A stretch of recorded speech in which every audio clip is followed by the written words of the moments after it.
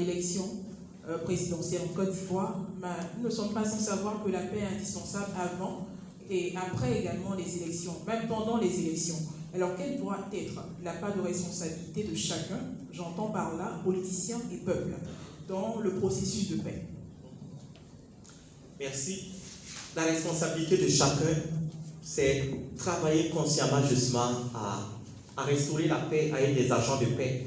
Je crois que le thème qui a déjà été abordé, c'est d'abord refuser la manipulation. Ça, c'est vraiment un élément important. Il faut vraiment refuser la manipulation. Parce que tous les problèmes justement que nous avons ici, lorsque le politique les récupère, voilà, c'est en ce moment justement que ces problèmes-là deviennent dangereux. Mais sinon, les problèmes que nous avons, nous pouvons justement les résoudre justement dans la paix. Donc, il n'y a aucun problème justement qui nécessite pour sa résolution justement que l'on puisse organiser des violences, que l'on puisse justement s'affronter.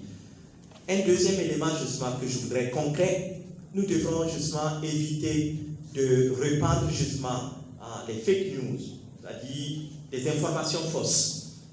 Voyez-vous, moi je ne sais pas, dans mon groupe, dans mon WhatsApp, je reçois plein de vidéos, même comme tout à l'heure, je recevais une vidéo qui me montrait, ben voilà, dans une ville à l'intérieur, que la guerre a déjà commencé.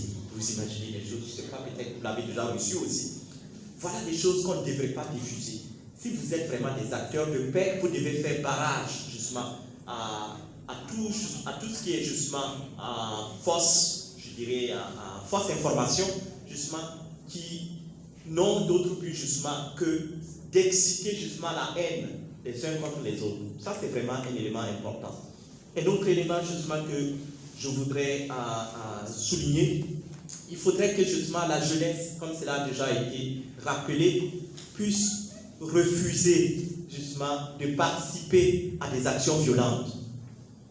Ça, c'est vraiment important. Comme le père Abékan aussi a vraiment insisté là-dessus, je crois qu'aujourd'hui, je ne pense pas que les uns et les autres sont vraiment forcés à faire la violence. Donc, il y en a qui y vont librement, ou du moins qui ont reçu quelque chose pour pouvoir le faire.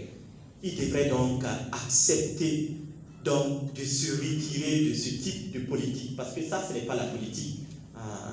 Je pense que si nous respectons un peu ces conditions, que ce soit les leaders politiques, comme l'électorat, comme la population, je pense que cela nous ramènera justement à nous retrouver autour d'une même table pour résoudre nos problèmes autrement, et non pas justement à travers la violence.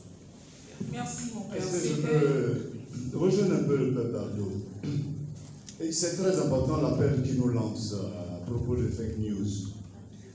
Et vous savez, avec aujourd'hui la pandémie du coronavirus, nous sommes appelés à poser des gestes barrières, n'est-ce pas?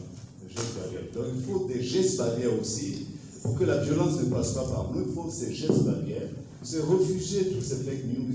Je disais à un aîné, et voilà, une prophétie qui est importante, en tout cas, diffuser cela partout, il faut. Alors moi je dis, grand frère, ce n'est pas des informations à présenter. Déjà, nos frères et sœurs sont dans la peur, dans la psychose. Alors il ne faut pas en ajouter. Et je crois que c'est ce que nous devons faire.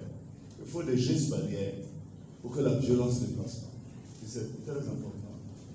Merci, mon père. Merci d'ovationner nos trois intervenants. Nous venons de terminer notre série de communication. À présent, nous allons passer au regard croisé. Nous demandons à la chorale